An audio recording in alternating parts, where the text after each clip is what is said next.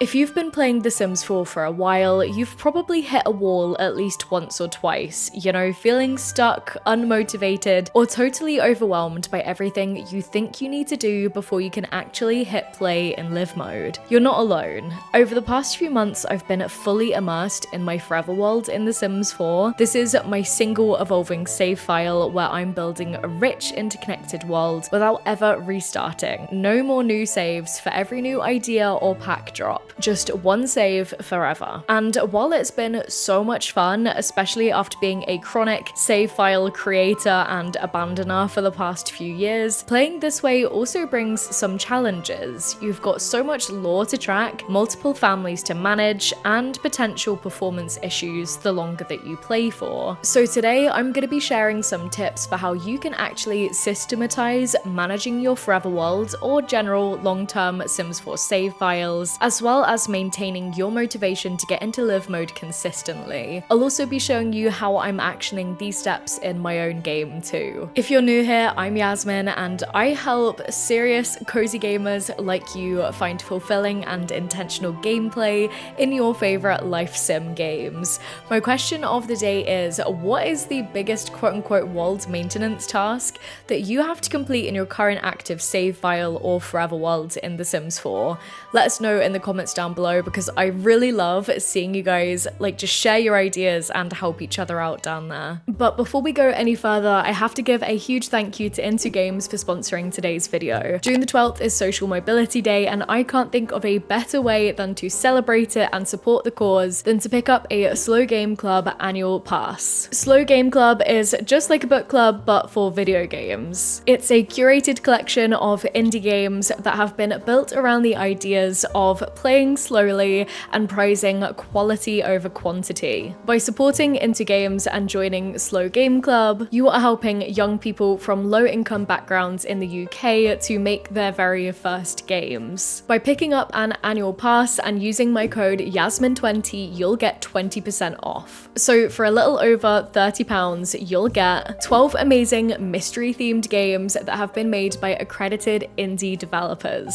You'll get 6 of these right away and then 1 each month for the rest of the year. You'll also get access to a private community where you can discuss each of the games that get released, as well as meet other indie game fans. Lastly, you'll get access to live interviews with the developers of the game each month too. Considering how the full retail value of all the titles included in Slow Game Club is around about £250, this is really amazing value. Supporting Slow Game Club really is a win-win-win because you get some top-notch games at a great price. All paced out nicely, so it's like you're getting a little present from your past self each month, all while supporting indie developers and future talent coming into the gaming industry. Once again, if you're a fan of mystery games, Slow Game Club is definitely going to be right up your alley. Use code Yasmin20 at checkout to get 20% off your annual pass. Thanks again to Into Games for sponsoring today's video. Right, so back to The Sims 4. My first tip for keeping on top of your forever world / save file maintenance is to create a world maintenance tracker. When you play with multiple save files over time, this is going to be generating a lot of data in terms of how much you have to manage in your game. Here I'm thinking about the peripheral aspects that don't directly tie into your current goals and objectives, but more the little tasks that surround them, which are done to kind of keep your save file running smoothly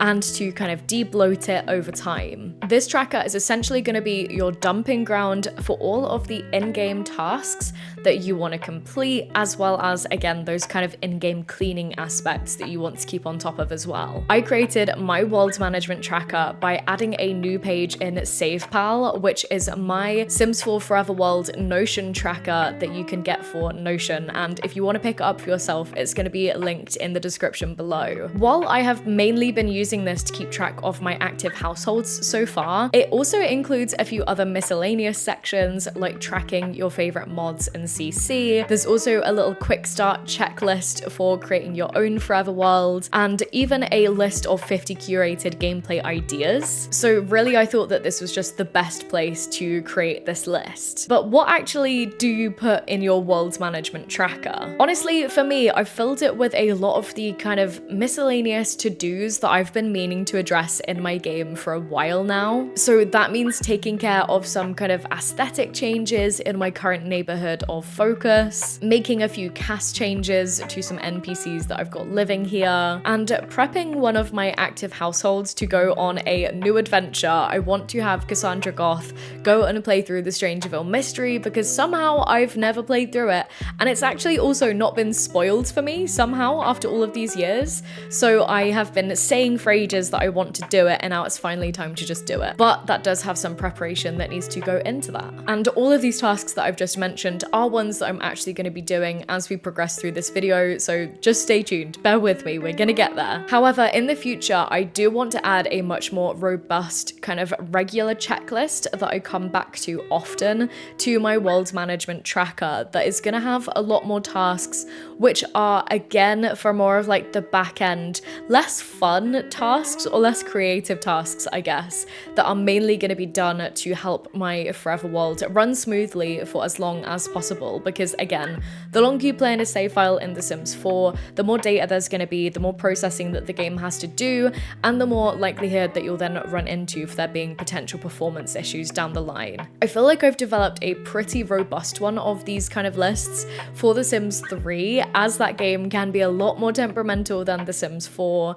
But again, because I've taken a bit of a break from consistently playing The Sims 4 in a long-term capacity, I've not really had the opportunity to do that just yet, and so now is the perfect time to really start building that out for myself. So if you have any tips for kind of like reoccurring tasks that you do in your Sims 4 game to keep everything running smoothly, drop them in the comments because I will be adding them to my own list for sure. Moving on to my second tip then, and this one is definitely relating much more to the kind of background management of your save file as well, and that is to make sure that all of your mods and CC are performing as you are expecting them to be performing, if you are a PC player who likes to use mods, that is. So I've mentioned multiple times in the past that with my forever world, I like to keep neighborhood stories disabled just because I like to kind of keep these stories already established for a lot of the NPCs that ship with the game as intact as possible. However, I have noticed recently that a lot of kind of relationships have shifted. You know, Olive Spectre is now Olive Havens or something, I don't know, just lots of people have been changing relationships, and I have been wondering why. It's not been bothering me too much, in fact it adds a little bit of drama here and there, but again, I would like to try and keep as much of it intact as I can. So what does this actually have to do with mods and CC? Well, on stream the other day, a lovely viewer suggested that my MC Command Center mod might actually be having something to do with messing around with the story progression aspects, even if neighborhood stories have been disabled. So I actually kind of did a little bit of digging into my MCCC settings. I mainly looked around the relationships tab, and honestly, I'm gonna put my hands up here and say I am not a wizard when it comes to understanding all of the minute detail and the minutiae inside MC Command Center for The Sims 4. Now, considering the kind of limited research that I did, I didn't necessarily see that MC Command Center might have been messing around with this stuff in my game. So I'm gonna assume that everything is working as it should be. But I don't know, if you guys have any suggestions for places to look, please let me know, because I do kind of want to get to the bottom of this, if there is a bottom to get to, if that makes sense. But all of this is to say, again, if you do enjoy tinkering around with the back end of your game, remember to check in on this regularly if you do cycle through using lots of mods and stuff like that, because that can be where little corruptions and stuff can be born from. So just keep an eye on it all. And maybe even add that as a task to your world maintenance tracker if you have created one. So in my ultimate guide to starting a Sims 4 Forever World guide that I posted last week, I mentioned in that video that you might want to pick one singular neighborhood of focus to get started with. It's an optional choice, but I think that it really helps with managing overwhelm if that is something that you struggle with in The Sims 4, because I know I do when there's so much choice now with how many worlds and neighborhoods we actually have in the game. So my third tip is to keep things fresh. Make sure that you're kind of going in and changing things up in your neighborhood of focus regularly. This could look like moving out old Sims that you maybe don't play with, or that are the kind of like NPC sims that are just your neighbors, or, you know, making room to add in new sims if you're feeling like you want to do that, or even also changing up the community lots, especially if you've just been rolling with the kind of base game ones that ship with the game itself. The gallery is such obviously an amazing resource for that. If you get that itch to want to build everything yourself, I know from seeing your comments that a lot of you guys do feel that, so don't forget to lean on the gallery when you need it. So I've been loving taking screenshots of my Forever World main neighborhood as it's been evolving over time. I've mainly just been focusing on Foundry Cove in Willow Creek for the moment, which I know is so base game and so 2014, but honestly, I love it. But it's been really great to see the evolution of this space over time. However, there has always kind of been one side of the neighborhood that I've kept relatively organized and beautified, I guess, and the other side, not so much, okay? So for the quickest history of My Sims 4 Forever World so far, just to catch you up to speed if you're new. So I started by separating out Summer Holiday from the BFF household, and I moved her into her own home lot where I started the whole like container home aesthetic. And my plan with her was to have her run her own home spa. She later outgrew that lot, and I moved her across the road and really separated out her home space from the business space. And then in the lot where she used to live, I plopped down a kind of community space from the gallery that was always going to be a little bit of a placeholder. In that same time as well, I also moved in Cassandra Goth, who I've aged up and got into the science career. And I also added Burt Pancakes, who is Bob Pancakes' much more charismatic, ambitious, and outgoing, and even entrepreneurial brother, I guess. The remaining BFFs have been moved into the final little starter home that's in this neighborhood as well. Where I'd then placed the community lot, I actually decided to bulldoze that, as I knew that I wanted my very veggie founder, Jade Sycamore, to live in this lot instead, and that is where she and Summer have now lived ever since, because Jade and Summer are now married and have their first child, baby Amatista, the soon-to-be fashionista, which is very exciting. And so again, the other side of the road on this neighborhood has always just been a little bit ugly, and it's been vexing me. I swear on every stream and in every long play, I say how much I despise the spa building that I made for Summer. I really liked it when I made it, but just as time went on, you know how it goes. And so these were two of my big to-dos on my list. It was first replacing Summer's home lot, or, you know, old home lot, I should say, and also upgrading and kind of meshing in the BFF household's home with the container aesthetic that I've got going in the rest of the neighborhood. So what did I actually do with these spaces?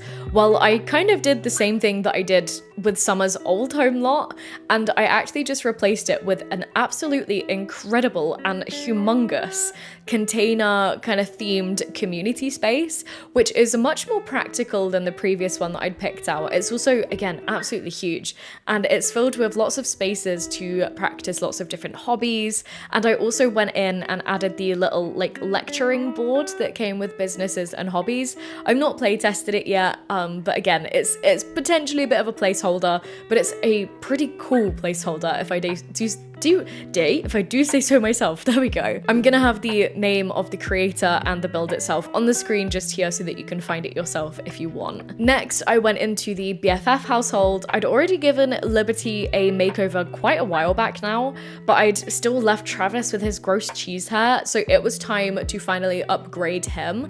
I don't know what kind of compelled me or captivated me to do this, but as I was going, I actually ended up giving Travis a makeover, which gives me at least the vibe of he's come from a family with not just money, but shmoney. And he's a bit of a nerd, and he's also a little bit of a YouTube-friendly word.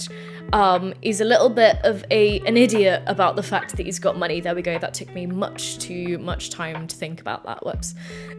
But yes, so Travis has been made over, and now it was time to make over the house.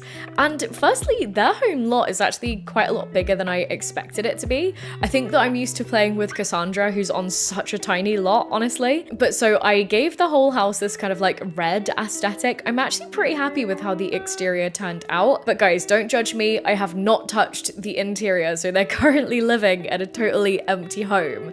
And that is because I'm sure that for any of you guys who are not slags for build mode like I am, I get build mode fatigue so easily. So after I beautified the outside of the house, I was like, I'm tired now and I want to stop. So I just did that. But so those were the main kind of neighborhood changes that I made, and I'm really happy with how the whole place is looking now. Really quickly, before we move on to the next tip, I just wanted to ask if you could like the video if you've been enjoying it so far. Doing that, as well as watching to the end and even subscribing, tells YouTube's algorithms that my videos are worth showing to more intentional simmers like you, which is a huge help. If you want to become a channel member or even donate to support my work, links to do both of those things can be found down below. Thank you so much for listening to my spiel. Now let's move on to tip 4. So again, as the whole point of the Forever World is to play with the same save file for a long time with multiple households, your save file is inevitably going to start to inflate in size as you play for more time with more sims. More data that the game needs to process means that your game might start running slower. Again, there's a lot of other factors that go into that, such as what hardware you're playing on, etc. But I digress. Emptying your sims' inventories regularly can be a good way to kind of manage the amount of data that your game needs to process, thus hopefully improving your game's performance. It's not the kind of thing that's going to break your game if you're only playing between a few different active households, but again, the goal of the Forever World is to play with eventually quite a few different households, so starting small and keeping track and keeping tabs on how cluttered your Sims inventories are now can kind of help to hopefully mitigate that in the future. So the next thing that I did in my little save file maintenance mission was to actually go through the inventories of Cassandra Goth and also my Very Veggie household Sims, because all of them I love to collect things in The Sims. Every time I see something on the ground, picking it up. Don't care if you're a collector sim, you're picking it up. I might not sell it, but still, you're having it in your pockets. But that means that my Sims inventories are very cluttered all the time. So I actually had quite a lot to do here. Cassandra is trying to complete the element collection,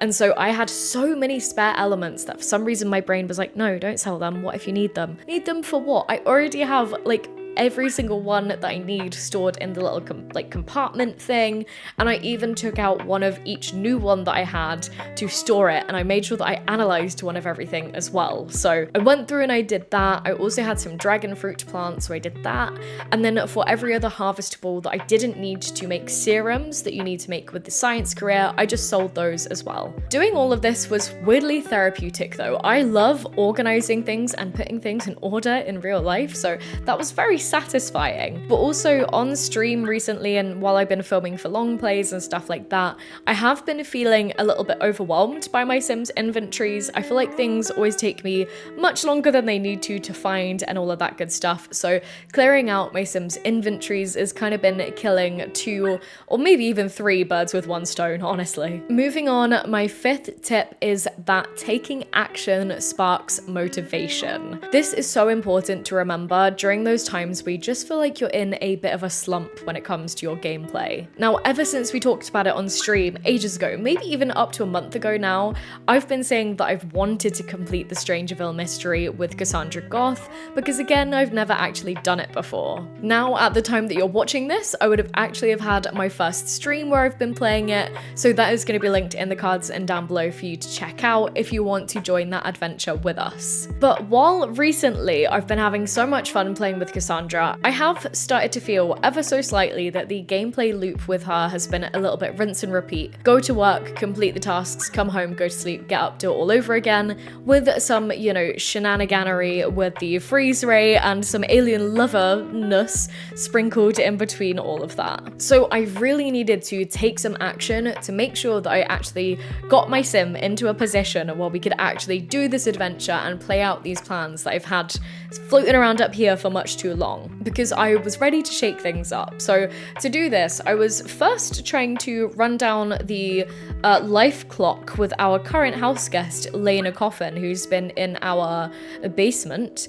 Don't mind him as we're pottering around. Unfortunately, he's not in a coffin yet, but we'll figure that out later.